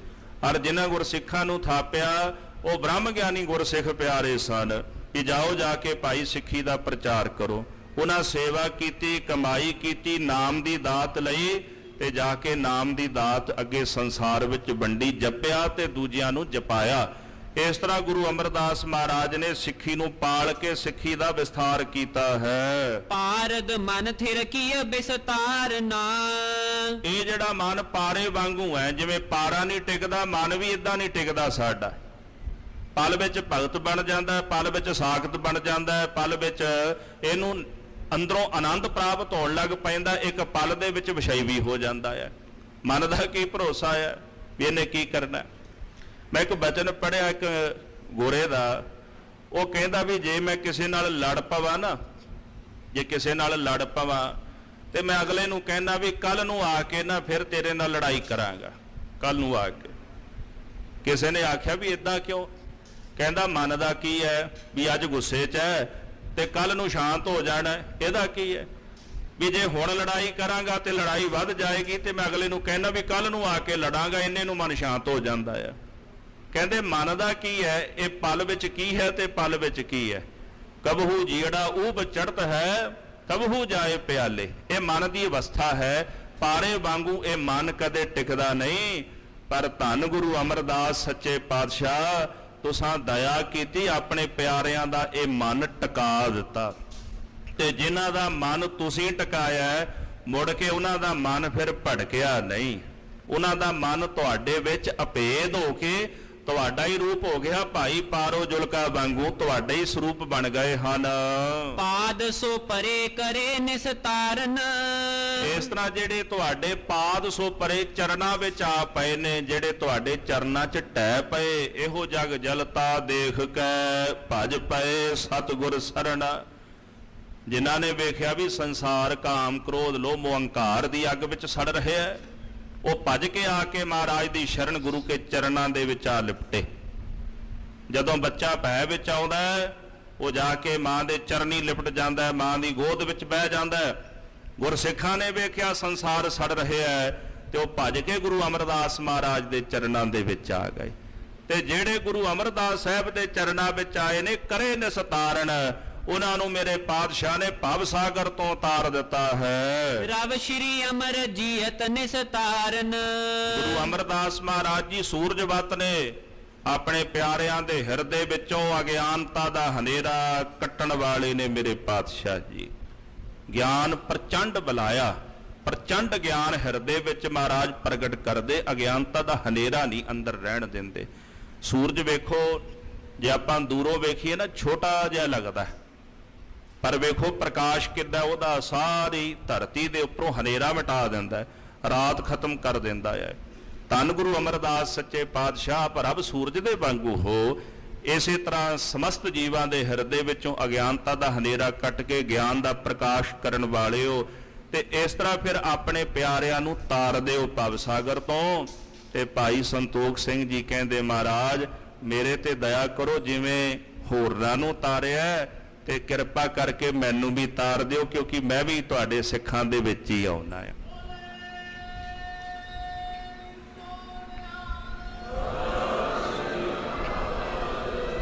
ਸਾਹਿਬ ਦੀ ਗੁਰਬਾਣੀ ਕਹਿੰਦੀ, ਮੈਂ ਮੂਰਖ ਕੀ ਕੇਤਕ ਬਾਤ ਹੈ, ਕੋਟ ਅਪਰਾਧੀ ਤਰਿਆਰੇ। ਇੱਥੇ ਤਾਂ ਤੁਹਾਡੀ ਸ਼ਰਨ ਦੇ ਵਿੱਚ ਆ ਕੇ ਕਰੋੜਾਂ ਅਪਰਾਧੀ ਤਰ ਗਏ ਨੇ। ਗੁਰੂ ਨਾਨਕ ਜਿਨ ਸੁਣਿਆ ਪੇਖਿਆ, ਸੇ ਫਿਰ ਗਰਬਾਸ ਨਾ ਪਰਿਆਰੇ। ਐਸੇ ਧੰਨ ਗੁਰੂ ਅਮਰਦਾਸ ਸੱਚੇ ਪਾਤਸ਼ਾਹ ਮਹਾਰਾਜ ਦੇ ਚਰਨਾਂ ਤੇ ਬਾਰੰਬਾਰ ਸਾਡੀ ਨਮਸਕਾਰ ਹੈ। ਤੋ ਭਾਈ ਸੰਤੋਖ ਸਿੰਘ ਜੀ ਅੱਗੇ ਪਾਤਸ਼ਾਹੀਆਂ ਦੇ ਸਤਿਗੁਰਾਂ ਦੇ ਮੰਗਲ ਕਰਕੇ ਗੁਰਦੇਵ ਦੀ ਉਸਤਤੀ ਕਰਨਗੇ। ਕੱਲ ਆਪਾਂ ਇਹ ਪ੍ਰਕਰਨ ਸਰਵਣ ਕਰਾਂਗੇ। ਸਮੇਂ ਦੇ ਲਿਹਾਜ਼ ਨਾਲ ਸਮਾਪਤੀ ਹੈ। ਪਾਤਸ਼ਾਹ ਜੀ ਦਾ ਜਸ ਕਰਦਿਆਂ ਜੈਸੇ ਗੁਰੂ ਸਾਹਿਬ ਦਇਆ ਕਰਦੇ ਨੇ, ਸਤਿਗੁਰੂ ਸੱਚੇ ਪਾਤਸ਼ਾਹ ਜੀ ਦੀ ਵਡਿਆਈ ਕਰੀਦੀ ਹੈ। ਸਤਿਗੁਰੂ ਸਿਰ ਤੇ ਮਿਹਰ ਭਰਿਆ ਹੱਥ ਰੱਖਣ, ਆਪ ਜੀ ਨੇ ਵੀ ਅਸੀਸ ਬਖਸ਼ਣੀ।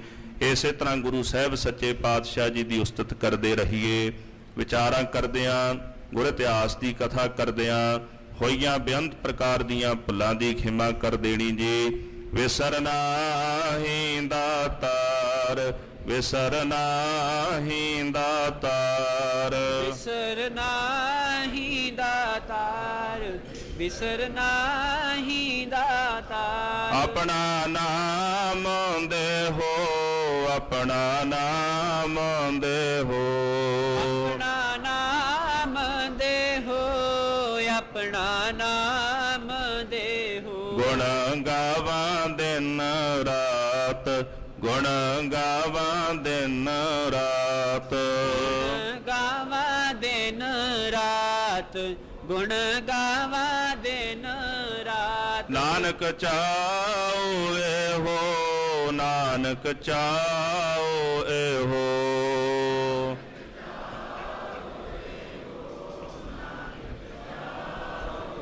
ਵਾਹਿਗੁਰੂ ਵਾਹਿਗੁਰੂ ਵਾਹਿਗੁਰੂ ਵਾਹਿਗੁਰੂ ਵਾਹਿਗੁਰੂ ਵਾਹਿਗੁਰੂ ਵਾਹਿਗੁਰੂ ਵਾਹਿਗੁਰੂ ਵਾਹਿਗੁਰੂ ਵਾਹਿਗੁਰੂ ਵਾਹਿਗੁਰੂ ਵਾਹਿਗੁਰੂ ਵਾਹਿਗੁਰੂ ਵਾਹਿਗੁਰੂ ਵਾਹਿਗੁਰੂ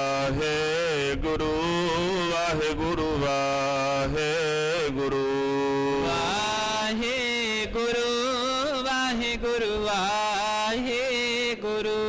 ਹੇ ਅਚੁੱਤ ਹੈ ਪਾਰ ਬ੍ਰਹਮ ਅਬਨਾਸੀ ਅਗਨਾਸ ਪੂਰਨ ਹੈ ਸਰਬ ਮੈਂ ਦੁਖ ਭੰਜਨ ਗੁਣ ਤਾਸ ਹੇ ਸੰਗੀ ਹੈ ਨਿਰੰਕਾਰ ਹੇ ਨਿਰਗੁਣ ਸਭ ਟੇਕ ਗੋਬਿੰਦ ਹੈ ਗੁਣ ਨਿਧਾਨ ਜਾ ਕੈ ਸਦਾ ਬੇਕ ਹੇ ਅਪਰੰਪਰ ਹਰ ਹਰੇ ਇਹ ਭੀ ਹੋਵਨ ਹਾਰ ਹੇ ਸੰਤਾ ਕੈ ਸਦਾ ਸੰਗ ਨਿਧਾਰਾ ਆਧਾਰ ਹੇ ਠਾਕੁਰ ਹਉ ਦਾਸਰੋ ਮੈਂ ਨਿਰਗੁਣ ਗੁਣ ਨਹੀਂ ਕੋਈ ਨਾਨਕ ਦੀਜੈ ਨਾਮ ਦਾਨ ਰੱਖੋ ਹਿਐ ਪਰੋਏ ਆਏ ਪ੍ਰਭ ਸਰਣਾਗਤੀ ਕਿਰਪਾ ਨਿਤ ਦਇਆਲੁ ਏਕ ਅਖਰ ਹਰ ਮਨ ਬਸਤੁ ਨਾਨਕ ਹੋਤ ਨਿਹਾਲੁ ਵਾਹਿਗੁਰੂ ਨਾਮ ਜਹਾਜ ਹੈ ਚੜੇ ਸੋ ਉਤਰੇ ਪਾਰ ਜੋ ਸ਼ਰਧਾ ਕਰ ਸੇਵੰਦੇ ਗੁਰ ਪਾਰ ਉਤਾਰਨ ਹਾਰ ਵਾਹਿਗੁਰੂ ਨਾਮ ਜਹਾਜ ਹੈ ਚੜੇ ਸੋ ਉਤਰੇ ਪਾਰ ਜੋ ਸ਼ਰਧਾ ਕਰ ਸੇਵੰਦੇ ਗੁਰ ਪਾਰ ਉਤਾਰਨ ਹਾਰ। ਵਾਹਿਗੁਰੂ ਜੀ ਕਾ ਖਾਲਸਾ ਵਾਹਿਗੁਰੂ ਜੀ ਕੀ ਫਤਿਹ।